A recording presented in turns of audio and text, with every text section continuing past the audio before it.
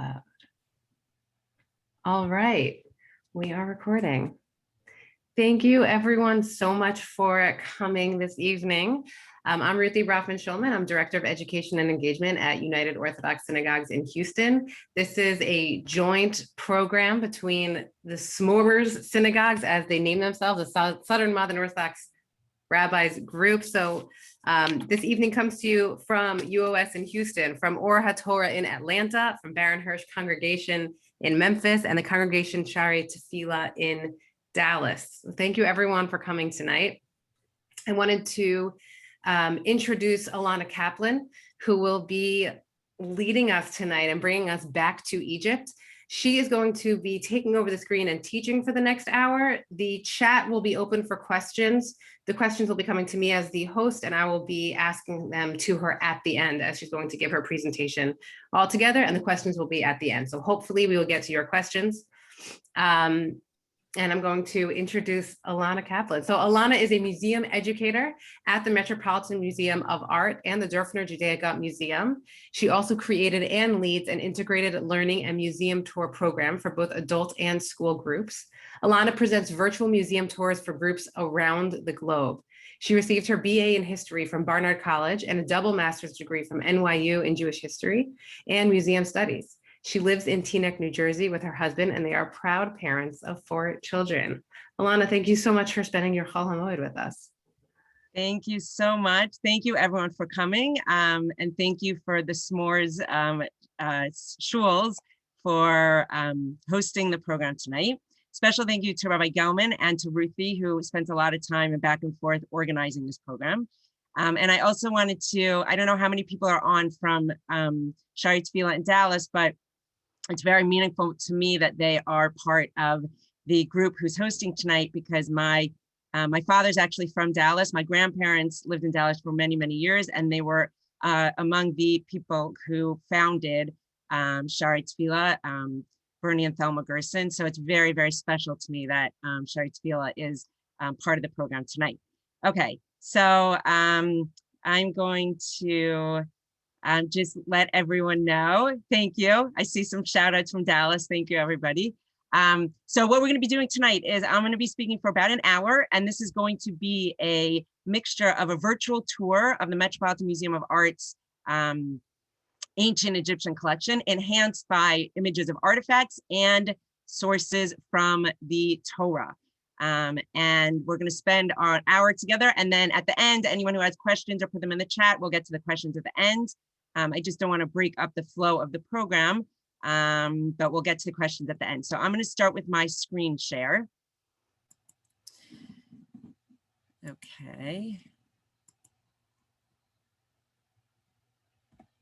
Okay, so we all just finished, hopefully, 2 wonderful Seder on Saturday night and a Seder on Sunday night, where we said this phrase, B'chol dor v'dor chayav adam lirot et atzmo ki'ilu hu yatsa miMitzrayim. So we have an obligation in each and every generation to see ourselves as if we ourselves left Egypt. So I'm hoping that through tonight, through our exploration of the ancient Egyptian collection, that we will really be able to feel that way. And of course, even going throughout the whole week of Pesach, this is something we can talk about and we can incorporate into maybe some of our Chol HaMoed meals, discussions about these things. And certainly also when we learn or talk about Sefer Shmot, and even just as a regular, when we say Kiddush and different things, we're always referring to Mitzrayim. We're always referring to our experience in Mitzrayim. So hopefully that this will bring that whole experience to life. And as you see, it's written in Hebrew and English, and of course in hieroglyphics, which is the ancient Egyptian writing. Okay, so we're going to get started here. So we're all now together in front of the Metropolitan Museum of Art. I'm sure many of you have been here. For whoever hasn't, hopefully through our virtual tour, you will feel as if you are here with me. So the Met is a very large museum. It's located in New York City on 5th Avenue. It spans 4 city blocks and has over 2 million works of art. It's a really huge museum. We're going to focus on the ancient Egyptian collection, which has about 30,000 objects from ancient Egypt. So just a little background before we start our exploration. The Met has about 30,000 objects from ancient Egypt, but museums around the world have objects too. I'm not familiar with all the museums in your cities, but I'm sure that you have museums that also have objects from ancient Egypt. And the reason there's so many objects from ancient Egypt is because the ancient Egyptians believed in an afterlife, and they believed that they would come back to life, and they wanted to have their belongings with them when they came back to life.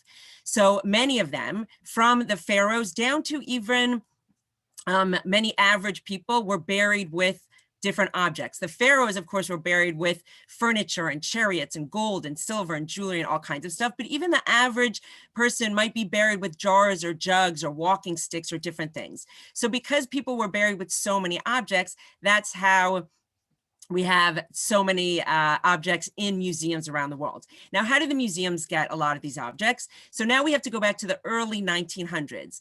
In the early 1900s, the Egyptian government invited archaeologists from around the world to come to Egypt and set up archaeological digs. And they had a system that was called partage. Partage means to share. So basically, they were going to share these objects from the archaeological digs. So they invited archaeologists, as I said, from all over around the world. These archaeologists set up digs, and basically half of what they found they could bring back to their museums, and half had to stay in Egypt.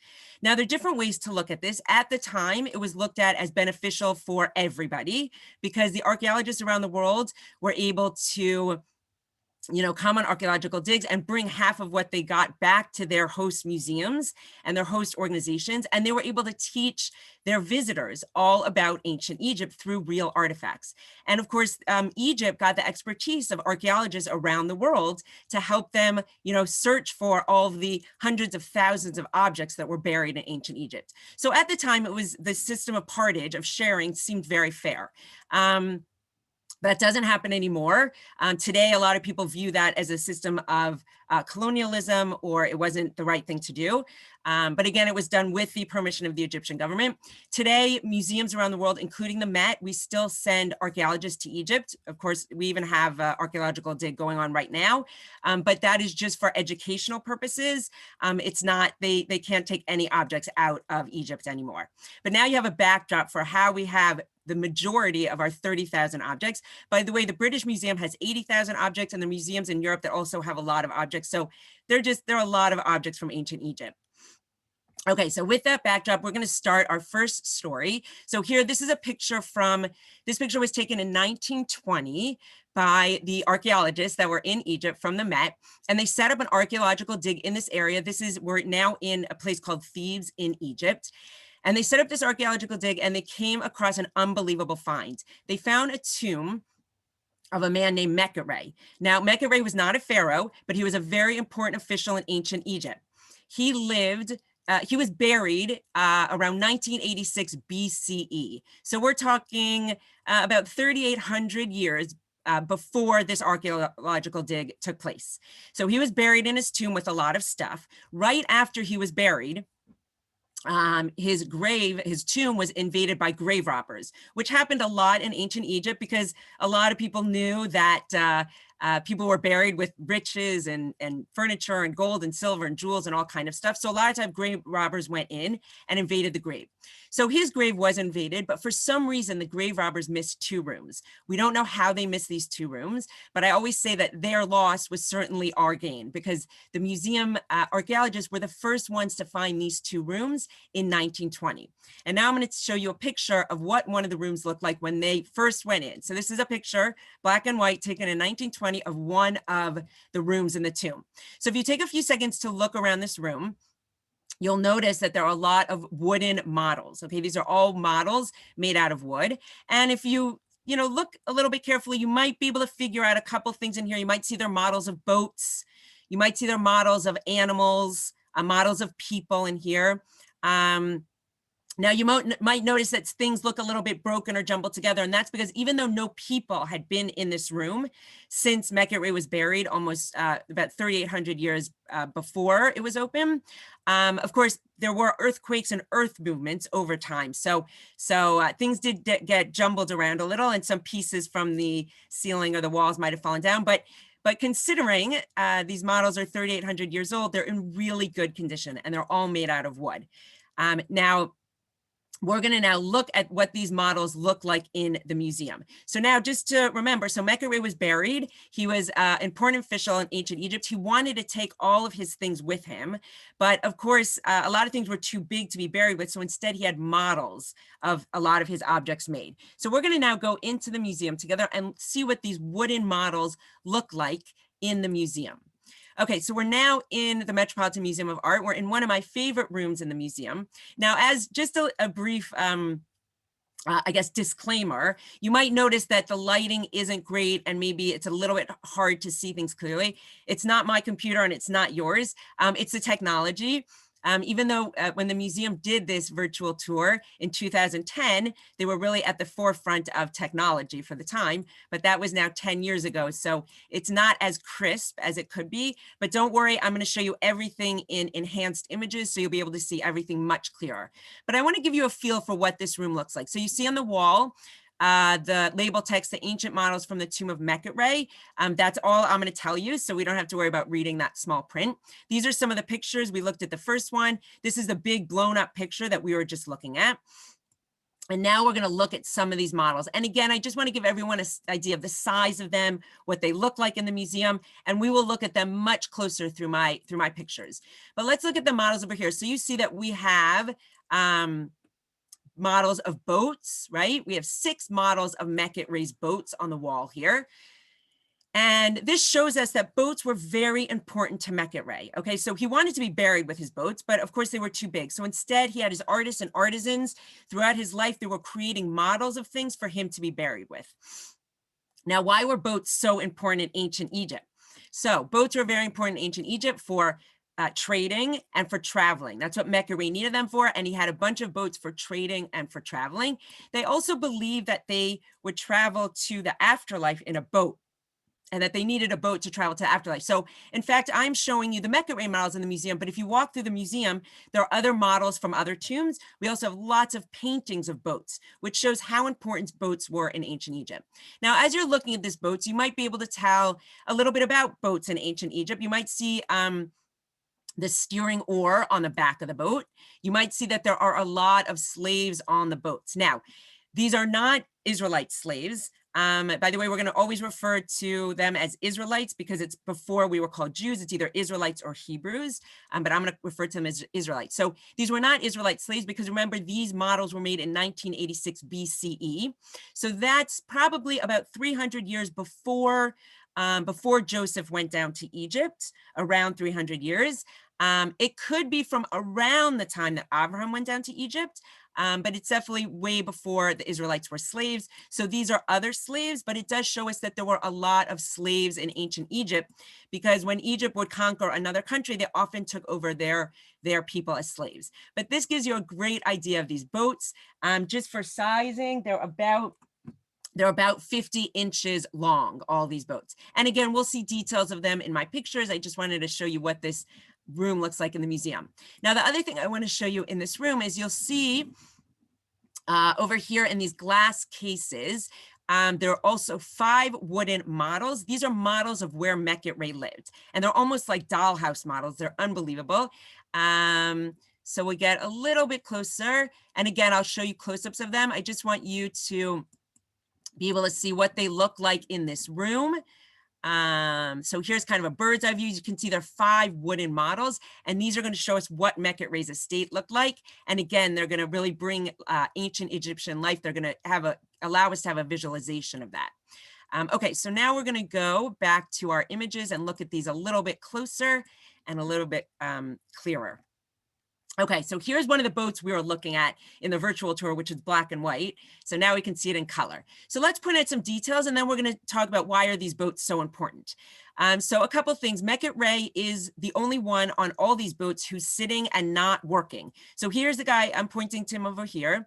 He's the one sitting under this awning, not working. Everybody else on the boat is working. We already pointed out the guy in the back who's steering the boat with the steering oar. The guy in the front, you can see he's holding something in his hand. He would use that to dip into the Nile River. So we know that sometimes the Nile River was low, sometimes it would overflow. In ancient Egypt, they believed that was controlled by their gods and goddesses. They believed everything in nature was controlled by their gods and goddesses. So if the Nile River was too low and there wasn't enough water for them, then they believed that their gods and goddesses were angry at them. Okay, so now, of course, for a boat to get through, they would always have to measure the Nile River to make sure it was high enough for the boat to get through. So very detailed. We can see the white pole in the middle would have had the sail on it. Again, these are all made out of painted wood, but they're wearing linen.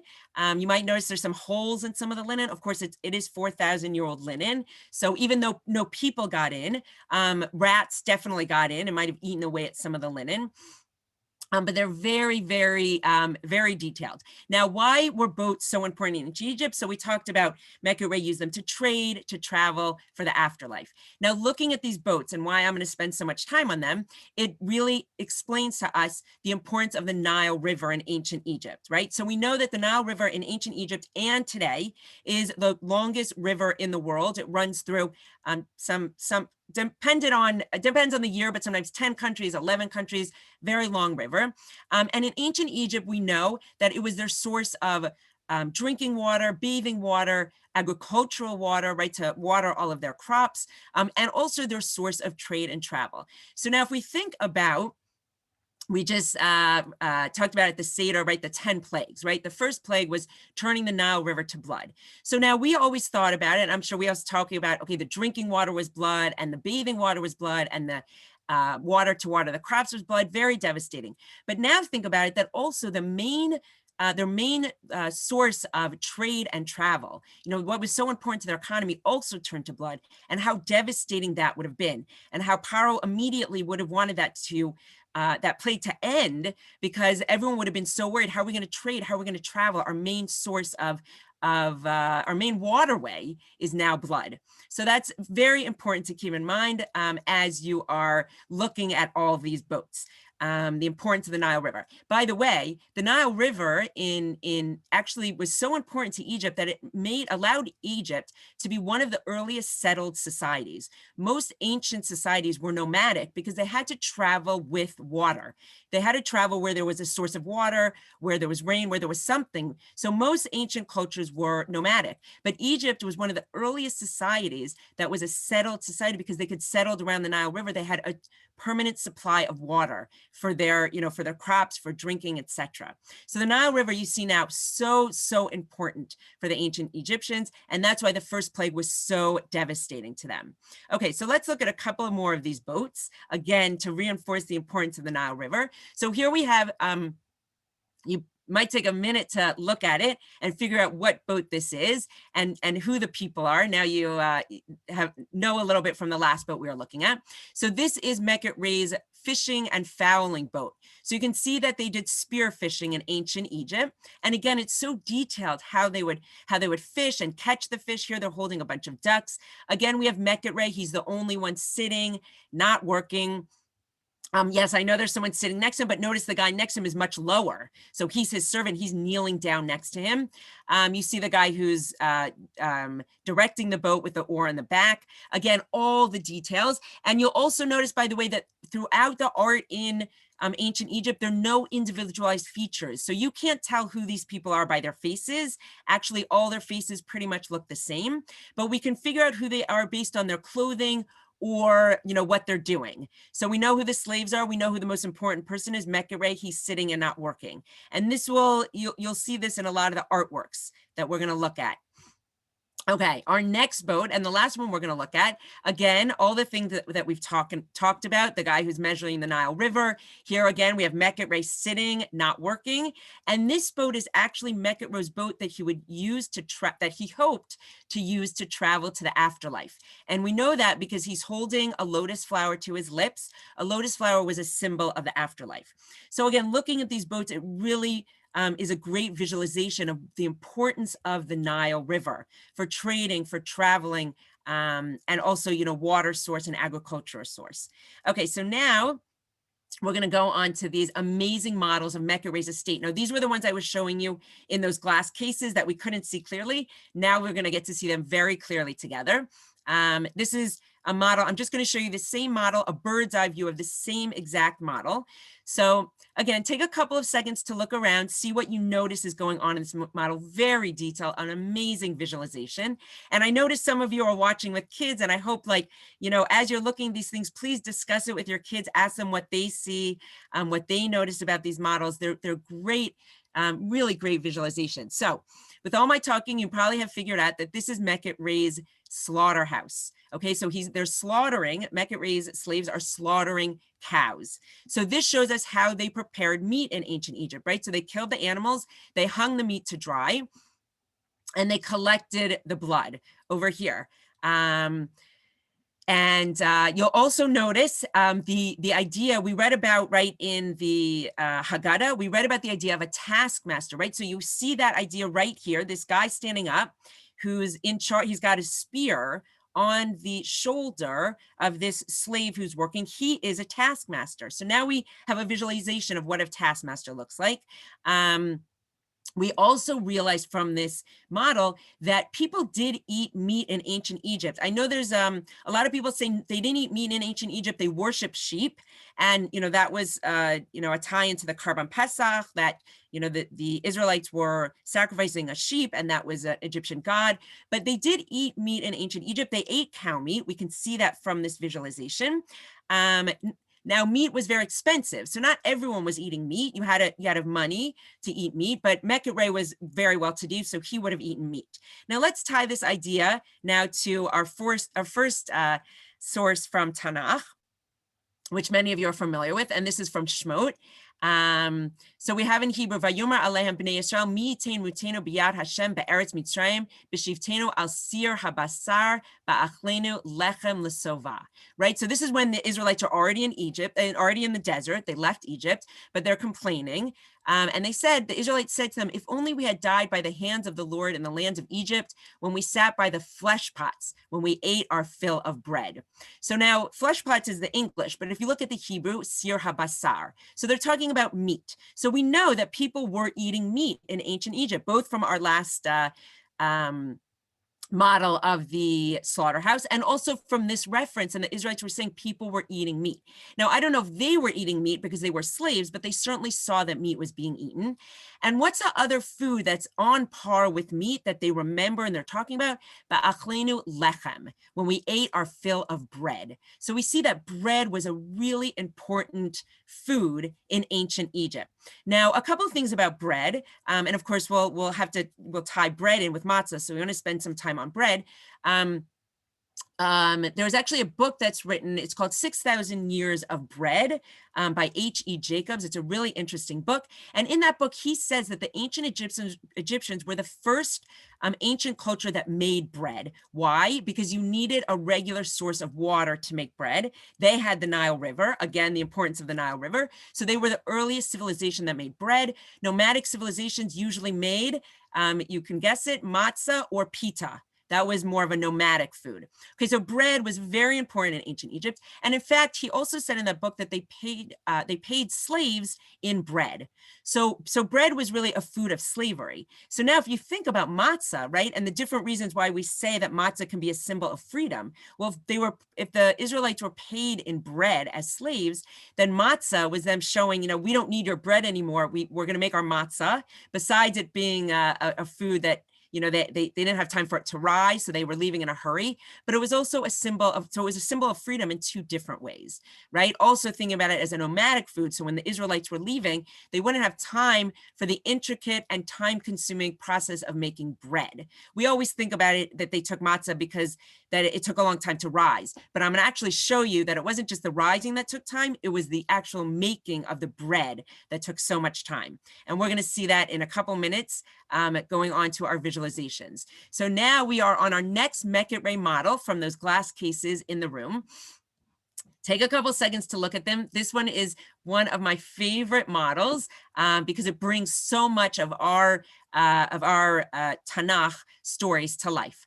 So this is actually Mecca-Ray's granary. Okay, so Mecca-Ray had his own granary, which shows how important grain was in ancient Egypt. Grain, of course, was used to make bread. So we're talking about the importance of bread in ancient Egypt. So let's just look at this detail so we get an idea of how they stored grain in ancient Egypt. So they would harvest the grain in the field, put it in their sacks or in their sacks that they had. They would bring it in. First, it would be recorded how much grain came in. Also, it would be recorded how much grain left, how much grain was taken out. But these two men over here were recording grain. Now they're bringing the grain in their sacks. They're going through the door with the grain sacks on their back, walking up the stairs, and then they're pouring the grain into these pits. Now you see their little things in the pits. We know that Mecca-Ray actually was buried. He was buried with actual grain. How do we know that? Because remember those rats I was telling you about that, ate away a little bit at some of the linen? Well, they apparently also ate some of the grain and left behind their rat droppings in here. So the archaeologists knew that Mecca-Ray was buried with real grain in the pits, which shows how important grain was in ancient Egypt, that Mecca-Ray wanted to be buried with his granary, that he had his own granary in his real life, and that he didn't want to be buried with, sawdust as grain, but with actual grain. So that's how important grain was in ancient Egypt. Now, we know grain was very important from our story of Yosef, right? What was Yosef's job when he was second in command to Pharaoh? And again, if you have kids sitting next to you or you're just, on your own, think about what was Yosef's job when he was second in command to Pharaoh, right? He was in charge of the granary for Pharaoh. So now this model allows us to imagine what did a granary look like in ancient Egypt and why grain was so very important. Okay, so let's see what they did with grain with our next model. Okay, so here's our next model, Mecca-Ray model, and this is showing us what they did with the grain. So on the right side is Mecca-Ray's bakery, right? So they're making bread out of grain. And again, this is going to detail for us that, as I said before, making bread is a very long, intricate process. They have to harvest the wheat. They have to grind the wheat. They have to add water, which is why they needed a good water source. They had to, knead it and let it rise. They had to bake it. It was a very, very long process. So you needed time for that, and you needed a water source. So that's the right side. That's Mecca-Ray's bakery. Now, what else did they use grain for in ancient Egypt? So you'll see on the left side, you can see these little jars. You can see this slave pouring something into the jar. So he's putting water from the Nile River and grain into these jars and letting it ferment. So what's he making? He's making beer.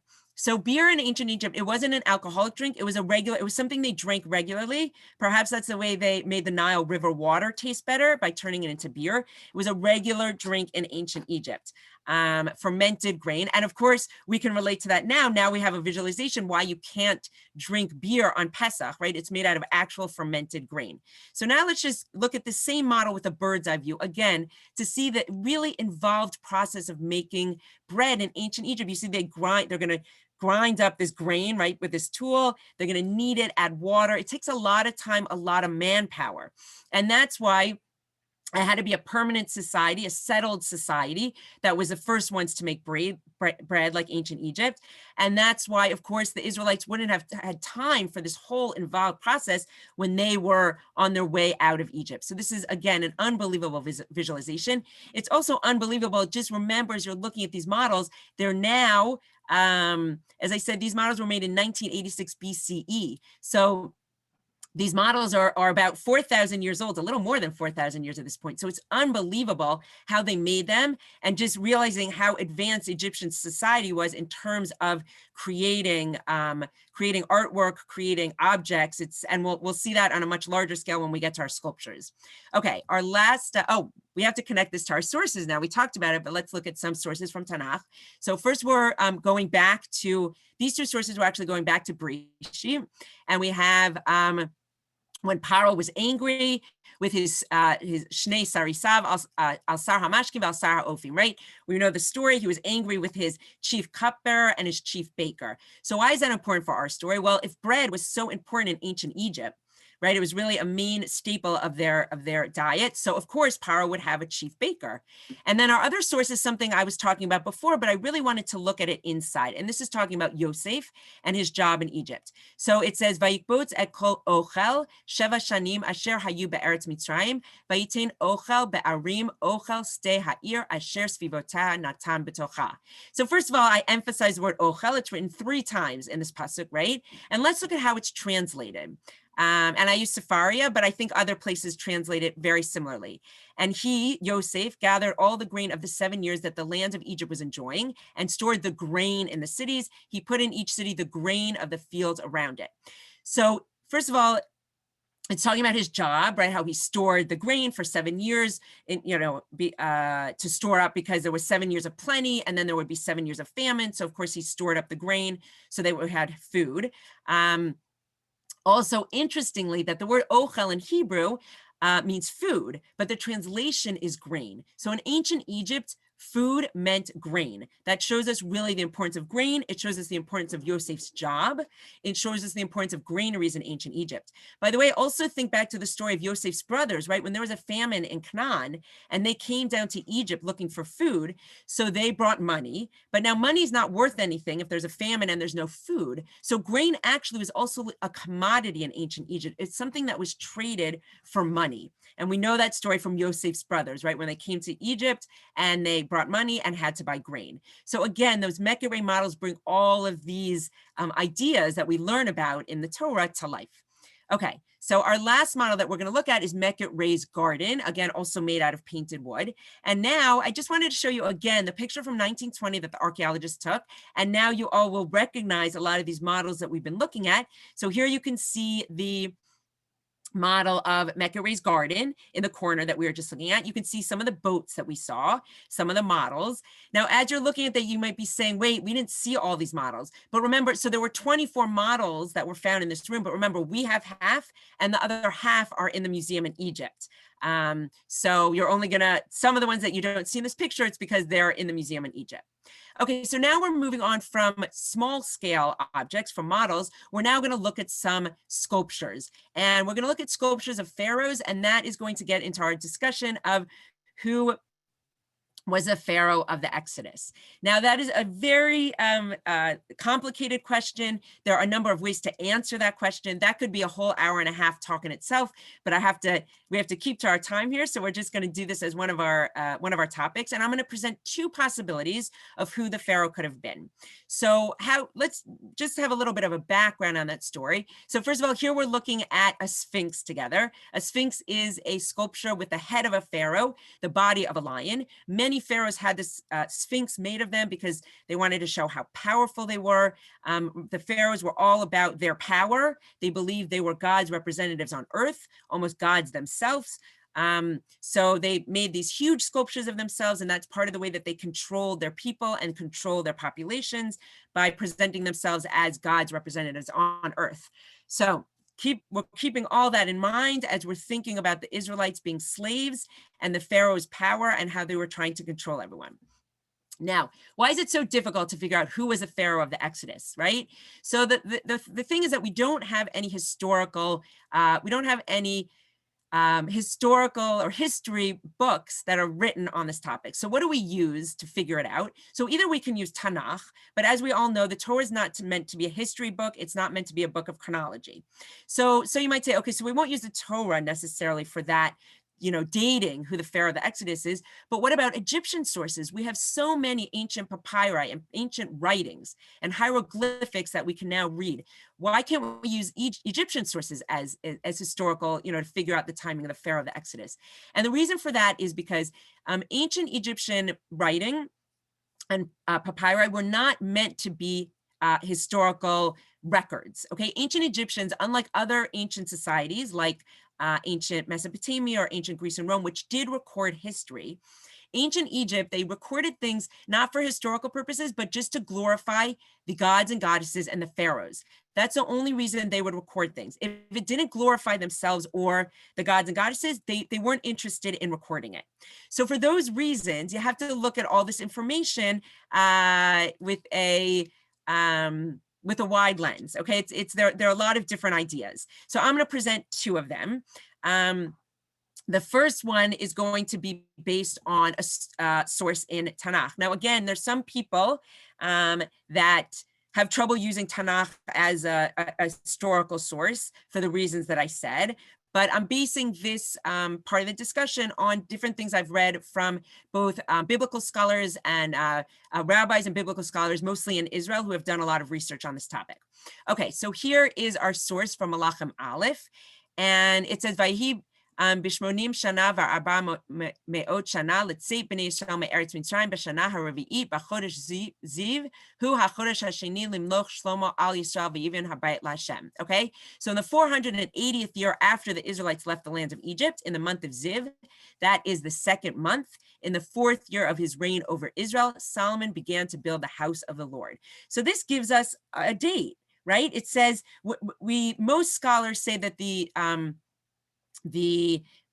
first temple was built around 966 BCE. So if you add 480 years to that, you will get 1446 BCE. And they're saying that's when was the exodus of Egypt, in 1446 BCE, based on this source. Okay, and again, it's roundabout dates, because we also have to keep in mind that although the Israelites and we have a 7-day week, in ancient Egypt, they believed in a 10-day week. So dates are off for many reasons that I'm explaining to you. But if we go according to this source, then we say that the Exodus happened in 1446 BCE. The Pharaoh at that time, according to Egyptian chronology, was a Pharaoh named Thutmoses III. Okay, so he would have been the Pharaoh of the Exodus, Thutmoses III.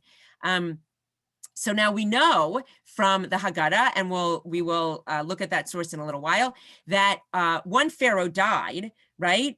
And then another Pharaoh came to power, and he was the Pharaoh of the Exodus. So the Israelites were slaves for anywhere from 86 to 116 years. There are different opinions on that. So certainly there would have been a number of pharaohs between 86 and 116 years that the Israelites were slaves. But the last Pharaoh of the Exodus would have been the Pharaoh that the last Pharaoh of the oppression of the ones who enslaved the Jews would have been the Pharaoh right before Thutmoses III. And that Pharaoh was actually a female Pharaoh. And any of you who have children or grandchildren in 6th grade and mention this female Pharaoh to them, they probably will know who she is. Her name was Hatshepsut. Hatshepsut is a very well-known Pharaoh, very fascinating. And this is actually her Sphinx. Now, how do we know that? Because you might say to me, wait, this does not look like a female, right? In the Sphinx, she's portrayed as a male. She has the false beard of a pharaoh, which was shown on a male pharaoh. And there are no identifying features on her to show that she was a female. In fact, we can't even really tell who she is, because remember I said none of the sculptures or models or paintings have individual features or personalized features of their faces. So how do we know how people are besides their status, how their status is indicated in the art? Usually they're hieroglyphics, which tell us who they are. And if you've been looking at this for a few minutes with me, you might have seen the hieroglyphics. They're a little hard to find, but they're right here in between her paws. This tells us this is the Sphinx of Hatshepsut. Now there's a reason that she presents herself a male in this sculpture. And for that, we need to go back into the museum, to our Hatshepsut room in the museum. Okay, so we're now back together in the Metropolitan Museum of Art in a room full of Hatshepsut sculptures. So I want everyone to take a couple seconds to look around and think about what you notice about these sculptures in this room. So one thing you might notice about them is they're very large. They're carved out of stone, which is unbelievable. Remember, as you're looking at these sculptures, again, Hatshepsut ruled from 1479 to 1458 BCE. So we're talking about a long time ago, right? 4,000 years ago. These sculptures were made. They didn't have cranes. They didn't have machinery. They didn't have any kind of advanced tools that we have today. They basically were carving these sculptures out of a hammer and chisel, out of huge pieces of rock. So keep that in mind as you're looking at them. They're unbelievable. So you might notice they're huge sculptures carved out of stone. You might notice that in most of these sculptures, Hatshepsut is presented as a male, right? Again, you can see she's got the false beard in most of these sculptures. She's wearing male clothing. She's wearing the headdress of a pharaoh. Both male and female pharaohs would have worn this headdress, but only the male pharaoh would have had the false beard. In a lot of them, she's kneeling, giving offerings to the gods and goddesses. So that's another thing you'll notice, that they're made out of stone. They're huge. They show Hatshepsut as a male. And you might also be noticing that a lot of them are broken, right? A lot of them, the faces are broken. A lot of them have cracks in them. A lot of them are missing heads maybe, or bodies. So why did that happen? Now, you might be thinking, okay, these sculptures are 4,000 years old. Of course, they're going to be broken. But if you have a sculpture made out of solid stone and nobody bothers it, it can last for thousands of years. In fact, in the museum, we have objects from 5,000 years ago or older, and they are in perfect condition, carved out of stone. So this was actually done on purpose. So what's the story behind this? Hatshepsut, as I said, was a female pharaoh, but she wasn't supposed to be pharaoh. Her father was Thutmose I. He was a pharaoh. She married her half-brother, who was Thutmose II. So her husband was pharaoh. And she had a stepson, Thutmose III, who was supposed to become pharaoh when her husband died. But Thutmose II, her husband, died, and her stepson was very young. So she said, you know what? I'm going to make myself pharaoh. I'm going to rule until my stepson Thutmose is old enough to be pharaoh. So she made herself pharaoh, and she ruled for 20 years. And she was a very powerful pharaoh. And looking at these sculptures and remembering, I am suggesting that she actually was the last pharaoh of the oppression. She was the last pharaoh who enslaved the Jews. And of course, that is based on the date that we saw in Kings 1 in Malachim Aleph, but we're going to tie it to sources as well. Now, as we're looking at this, that explains why some of these sculptures are broken, because when Thutmose III became pharaoh, he was so angry at his stepmother that she had ruled instead of him, that she made herself pharaoh, that he purposely had her sculptures destroyed.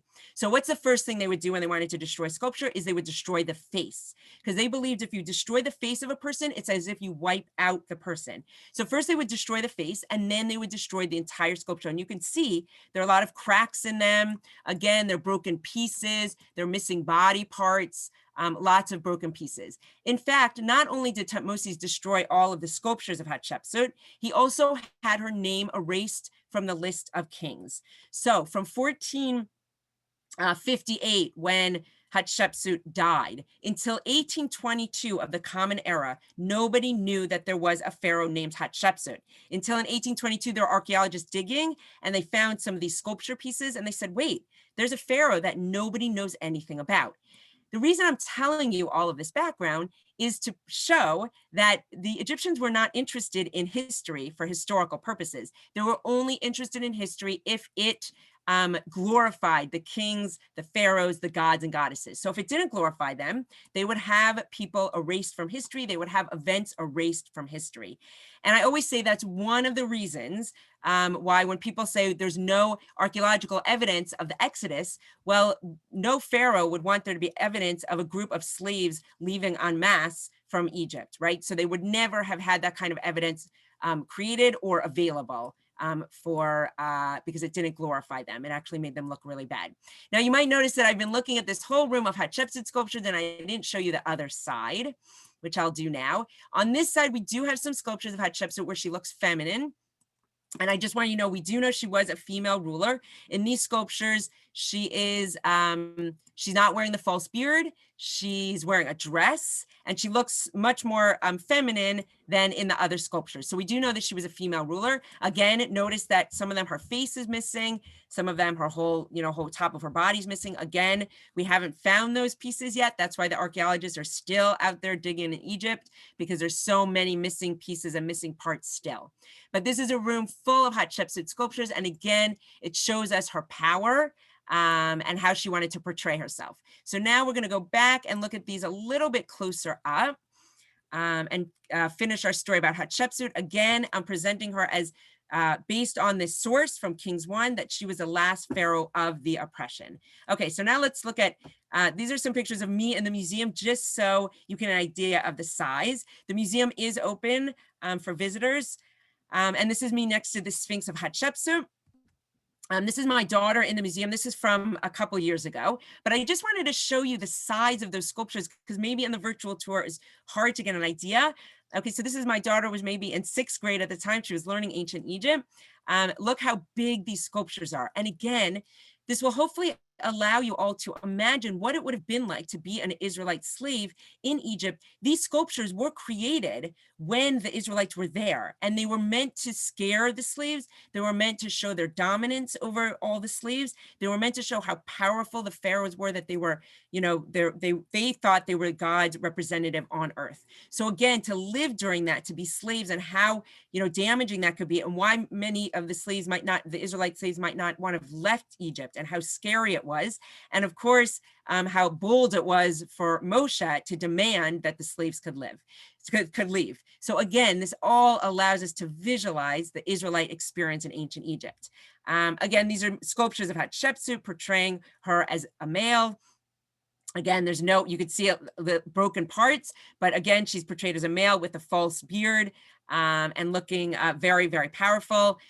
This sculpture, of course, is one that portrays her as a female. And again, you can see the hieroglyphics. That's how we know who all these sculptures are. The hieroglyphics tell us who the person in the sculpture is, because we cannot tell from their faces. Okay, so now we need to tie this to some of our sources. And we're going to start with the source from the Haggadah that you all just read.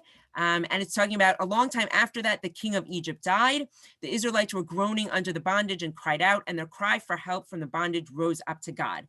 So this is what I was referring to, how there was the last pharaoh of bondage, or the last pharaoh that enslaved the Jews, died, and the Israelites cried out for help, and then a new pharaoh came to power. So this pasuk just puts us into the framework that if we're saying that Hatshepsut was the pharaoh of the bondage, so she died, and then Thutmose III became the pharaoh, and he would be the pharaoh of the Exodus. Now let's look at two sources and look at them with the perspective that it was a female pharaoh who was the last pharaoh of the bondage. Okay, so here we have from Exodus, the first chapter of Exodus, verse 8. A sentence that many of us are familiar with: a new king arose over Egypt who did not know Joseph, right? Vayakam melech hadash. So there are many interpretations of this phrase. Maybe it was a new pharaoh. Maybe it was a pharaoh who just pretended not to know Joseph. Now remember, this is a while ago. This is way before. This is before the way before the Exodus. This is a new pharaoh coming to power and enslaving the Israelites. So there is an interpretation that says that this terminology in Hebrew, Vayakam melech hadash, refers to a usurper, right? This is someone who wasn't supposed to be pharaoh, and that would fit in, of course, with our the way we explained Hatshepsut, right? She wasn't supposed to be pharaoh; she was a usurper. She made herself pharaoh, right? Now let's look at our next source from Exodus, and this is also a famous story that we know about, and we just read about this in the Haggadah. Vayomer bayaledchem et ha'ivurot uri'item al ha'avionim in bein hu v'hamiten otov in bat hi v'chaya. So the Pharaoh said to the midwives, when you deliver the Hebrew women, look at the birth stool. If it is a boy, kill him. If it is a girl, let her live. Now imagining that this is a female Pharaoh who's ordering this order, right? Who would be more familiar with the birthing process than a female Pharaoh? Right? The word avnayim, which means birth stool. Hatshepsut, even though Thutmose III was her stepson, we know she had at least one child. We know she had a girl. She delivered, she used midwives. She was very familiar with this process. So she would have been able to give these exact directions to the midwives. We also know, by the way, that the midwives were never punished for not following this. Why were the midwives not punished? So there are many different ways to look at this. But if we're saying that Hatshepsut was a usurper and she wasn't supposed to be pharaoh, perhaps her administration, were not enforcing her laws because they didn't believe she was supposed to be pharaoh. They didn't support her. So they were letting some of her laws and some of her rules fall to the wayside. So these are different ways to look at the idea that Hatshepsut was the last pharaoh of the oppression, again, based on the date from Kings 1, from Malachim Aleph.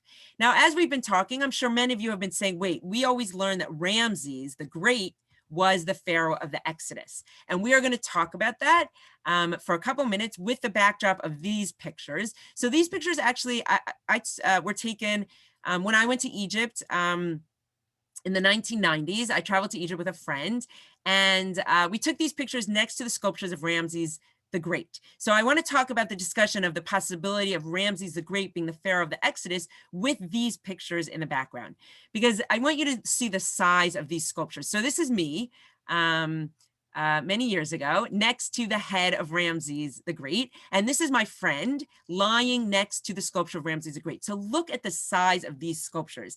Now in the Met, we have big sculptures, but if you go to Egypt, they have humongous sculptures everywhere. A lot of them in museums or outside. And again, these sculptures were made at the time when the Israelites were in Egypt. So imagine being there and these sculptures and the, again, the pharaohs presenting themselves as so powerful and really controlling the slaves and controlling the population. Also, that's why they found the Israelites so threatening, right? Because the Israelites believed in their own God. They believed in monotheism, which was a crazy idea at the time. They didn't believe in Egyptian gods and goddesses. It was very threatening to the pharaohs. So they were enslaving them more and making it harder and harder for them because they were such a foreign people with such foreign ideas. And I think these sculptures really bring all of that to life. Now, so many of you might have learned that Ramses the Great was a pharaoh of the Exodus. I think in the Prince of Egypt and in the Ten Commandments, they posit that Ramses the Great was the pharaoh of the Exodus. Of course, I wouldn't base anything on movies, but there are also many biblical scholars who say that based on dating, Ramses the Great was the pharaoh of the Exodus. So we'll spend a couple minutes on that. Ramses the Great, he was called Ramses the Great for many reasons, and I'll tell you why. He was actually Ramses II, as I wrote here, but he was known as Ramses the Great. Why? First of all, he ruled Egypt for 67 years. That was the longest ruling monarch certainly in Egyptian history and really in most history. Of course, we have Queen Elizabeth, so we think, you could have a long reigning monarch. But back then, when the average lifespan was probably about 20 years, right? King Tut died at 19. So for Ramses to rule 67 years and he actually lived to be 90, that was unbelievable. That's one reason he's called Ramses the Great. He had about 200 wives or concubines and about 100 children. He was responsible for building huge pyramids and building projects in Egypt. And he conquered many, many countries when he was pharaoh. So for all those reasons, he's referred to as Ramses the Great. Now, he ruled pretty much for most of the 13th century BCE.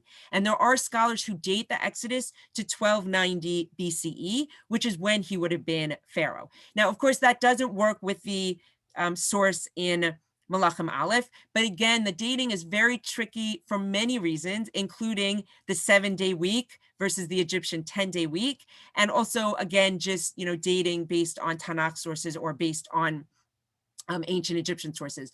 But there are many people who believe that Ramses the Great was the pharaoh of the Exodus. So let's tie that into some of our sources now.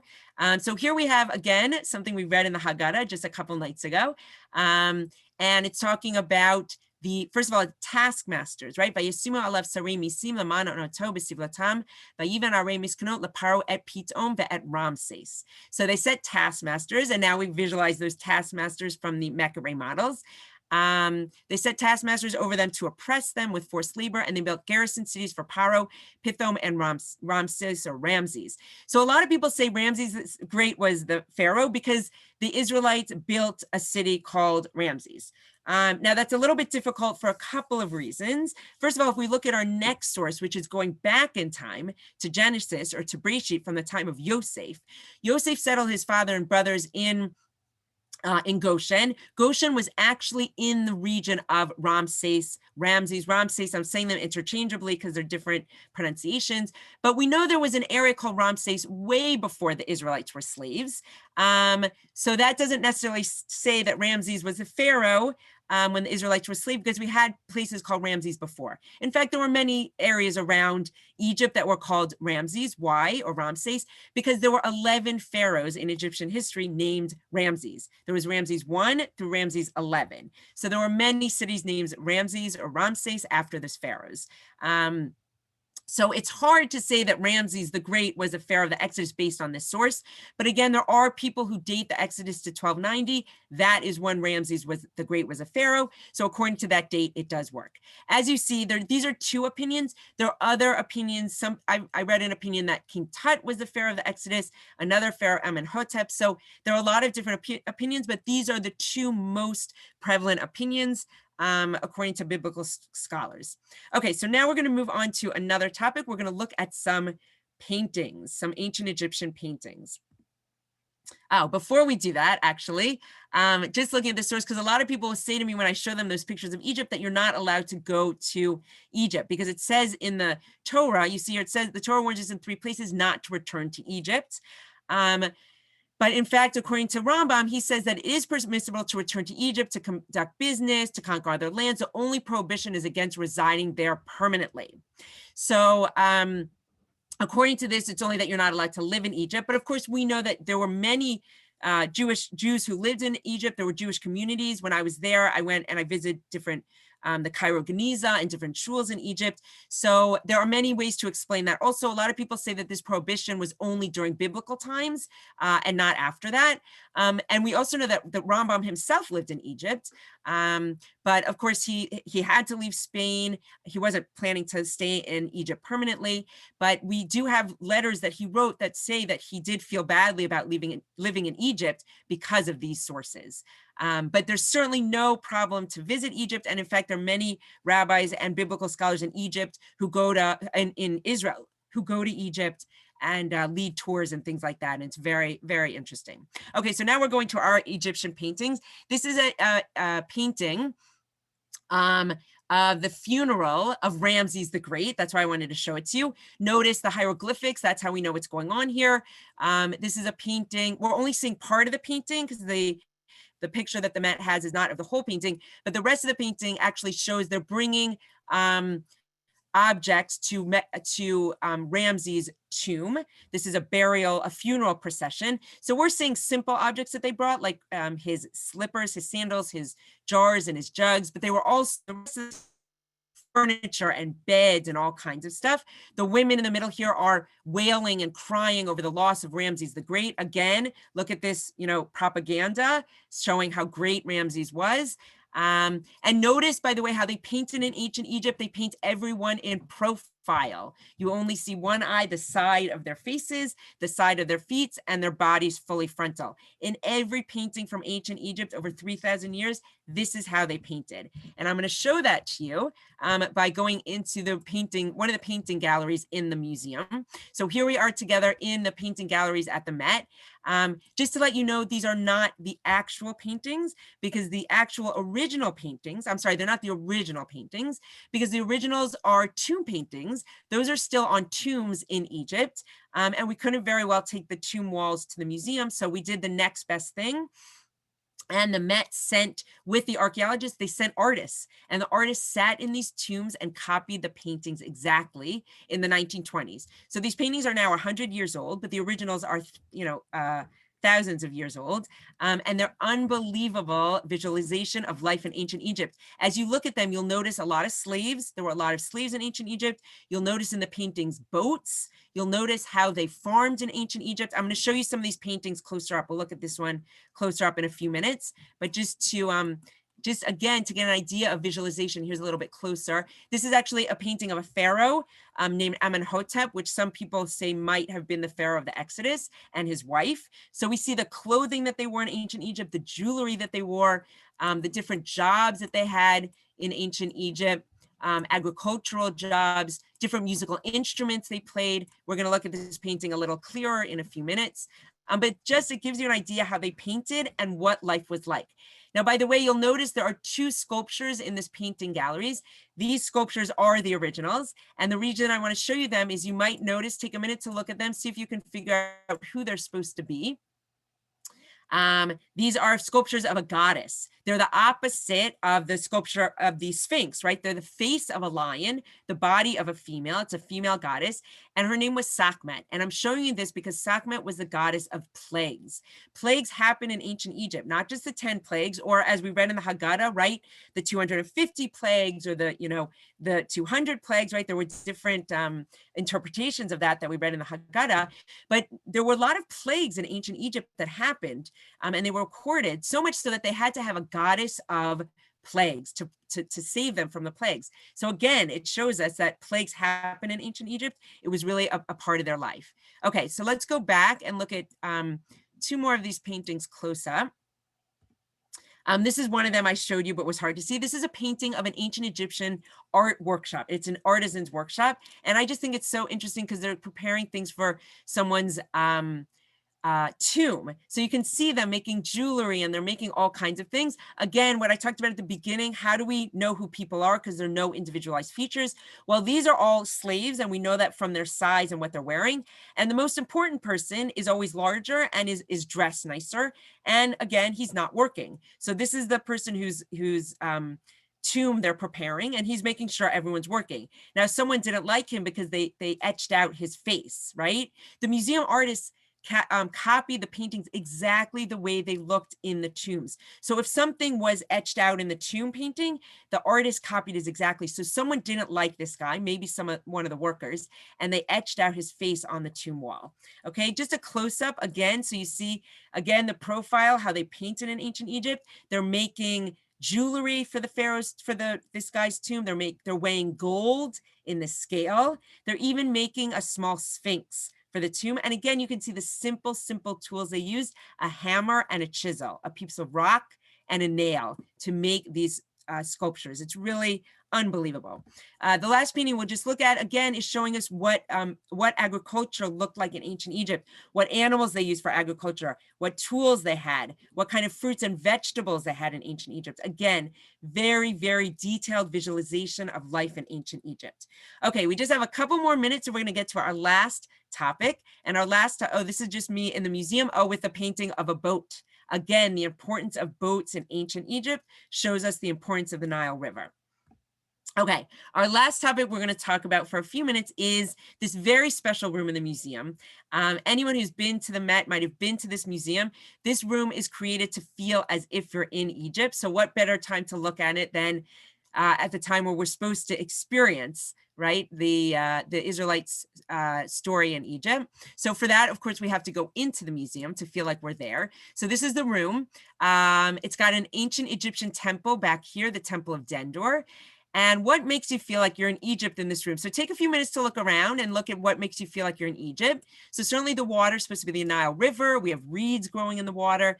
The windows are slanted to look like a pyramid and to allow in sunlight so that it feels like the temperature of ancient Egypt. We have sculptures of pharaohs here. Let's go into the room a little bit. On the left side over here, you'll notice these sculptures, more of our Sekhmet sculptures of the goddess of the plague. Again, the importance, there were 60 of these sculptures made in ancient Egypt. The museum has 6 of them. Other museums have others. Again, plagues were happened a lot in ancient Egypt, and they felt like they needed protection from those plagues. So they appealed to their goddess to help them with that. We're going down the hallway where the Temple of Dendor is. These are some pictures showing the Temple of Dendor in Egypt, but I will show you those pictures closer up. Here's our Sphinx of Hatshepsut that we looked at already. And here is our Temple of Dendor. So this is an ancient Egyptian temple built to the goddess Isis, an ancient Egyptian goddess. It's called Dendor because it was built in the area of Dendor in ancient Egypt. It's a 2-part, right? It's an archway and then a temple. And basically the priest would go inside and the people would worship outside. Again, this whole room allows us to visualize life in ancient Egypt. And these sculptures and these temples, again, show how the pharaohs tried to control the Israelites and tried to control them away from their religion and their beliefs through these sculptures and the temples, and why they found the Israelites so threatening with their belief in monotheism. Okay, so now we have a feeling of this room of the Temple of Dendor, and we're going to spend our last few minutes just looking at pictures of how we have the Temple of Dendor in the Metropolitan Museum of Art. So the story goes back to this is a picture from the late 1800s when you see the Temple of Dendor in Egypt. This picture was taken around 1880. You see our same Temple of Dendor, right, with the archway and the big building. It was built in Egypt along with other temples near the Nile River. We can't really see the Nile River. It's somewhere back here. One more picture of the Temple of Dendor, again taken in Egypt in the late 1800s. When I look at this picture, I marvel over the architectural elements of it. Each of these bricks weighs at least a ton. Some of them weigh up to 6 tons. Remember, this was made without any cranes or machinery or anything like that. It's mind-boggling.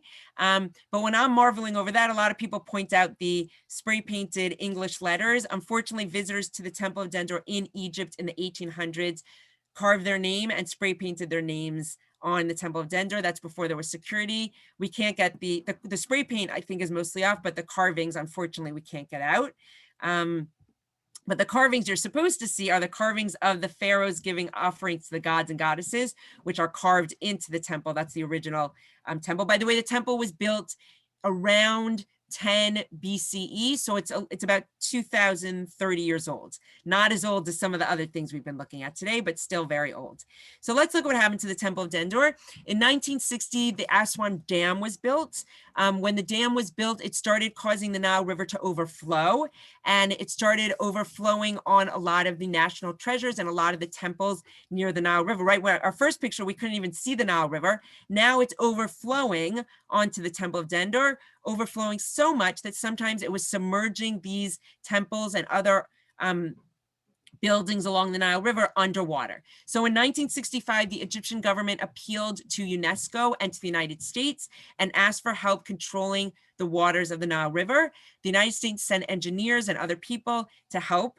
And in 1965, Egypt wanted to thank the United States. So they said, we are going to give you the Temple of Dendor as a gift. Now, the problem is which museum is going to get the Temple of Dendor? Every museum in the United States would want an authentic Egyptian temple. So apparently there was a contest who could create the best space for the Temple of Dendor. It was actually called the Dendor Derby, and there are all these articles written from the 1965, 66, with every museum's, plans. And the Met said, we will create a whole new wing where you will feel like you're in ancient Egypt. So around 1966, they were awarded the Temple of Dendor. They won the prize, and then they had to take the Temple of Dendor apart brick by brick. Right, first they took pictures and architectural models and all that, drawings, took it apart brick by brick. They shipped it over to New York, brought it by truck. They built onto the museum. They built on the room for the Temple of Dendor, which you see here. And they created a room where you feel like you're in ancient Egypt. And it really is an unbelievable room. That the temple itself is amazing with all the carvings on it, very detailed. Carvings of the pharaoh giving offerings to the gods and goddesses. And we'll just end with the last picture of me in the museum. They actually now are shining a special laser light onto the Temple of Dendor, because when it was built, it would have been painted red and yellow and green, different colors. We don't have that paint left, except for we see it in X-raying and carbon dating and X-raying the temple. We know there were colors, but we can't see them with our eyes. So the museum is now shining laser lights to give us an idea of what it really looked like. So I want to wish everyone a Moadim L'Simcha, and I hope everyone through our exploration of the ancient Egyptian galleries at the Met really can imagine the Israelite experience and other things that we learn in our history. And thank you so much, everyone, for coming. Thank you so much, Alana. I'm sorry the chat's not public, because I'm getting a lot of thank yous to me for organizing the program, but it's really thank you for coming. I have a couple of questions that were submitted. If we're just going to take a couple more minutes. Okay. Should I turn off the stop share so people can see better? No, sure. Okay. Sure. Okay. There. So a question we got was, can you give some examples of proof that the Israelites were slaves in Egypt, and dates or any evidence of their leaving? Okay, so it's actually a really interesting question, a very complicated question. So the kind of most basic way to answer that question, but maybe not as satisfying, is lack of evidence doesn't mean evidence of lack, right? Or absence of evidence doesn't mean evidence of absence. So just because there's no archaeological evidence of the Israelites being slaves in Egypt, which there isn't, or of the Exodus, doesn't mean it didn't happen. First of all, because I tried to show you that the Egyptians really kept evidence only of things that glorified the gods and goddesses, or that glorified the pharaohs. So they wouldn't have had evidence of something that was so, damaging to them, of a whole class of slaves picking up and leaving Egypt. Second of all, what kind of evidence would there be, right, of people leaving?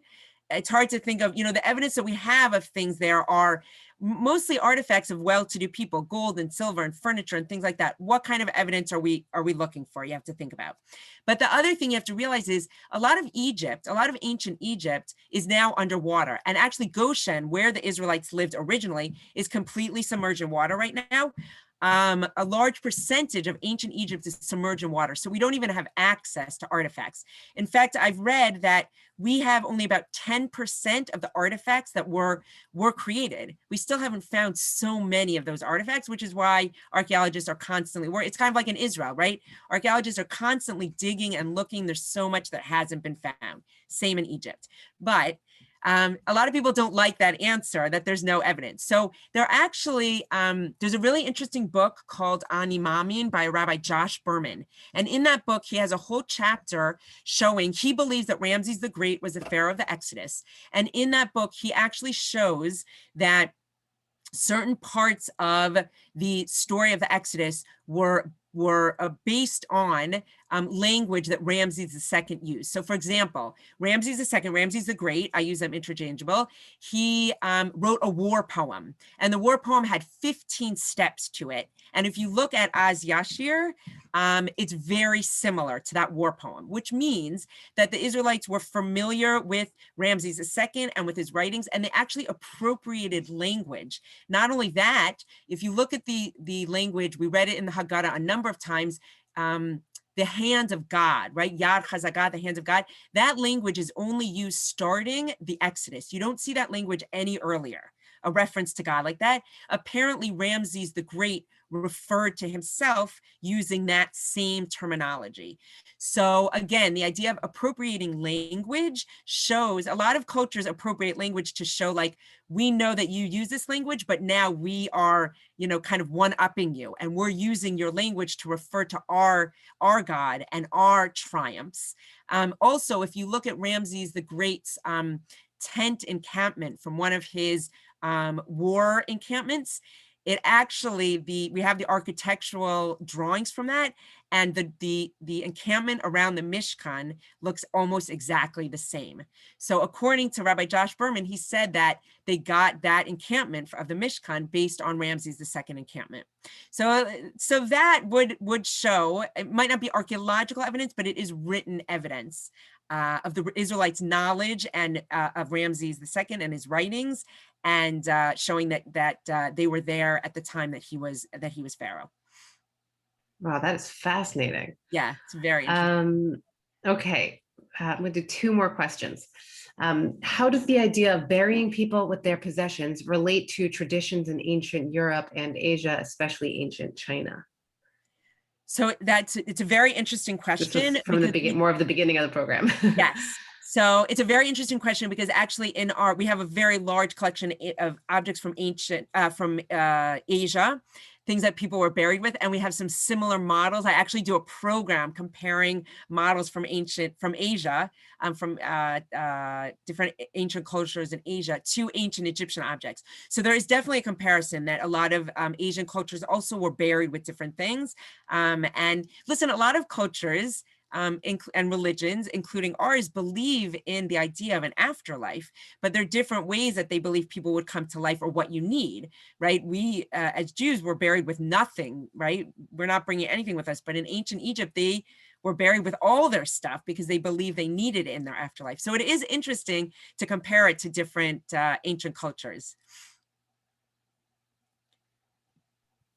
All right, the last question I have, which is a much lighter question, is Pesach your favorite holiday, given your background and knowledge? So it's a great question. I do happen to love Pesach. I always say, after all the cleaning and cooking, I do love it. I love being home.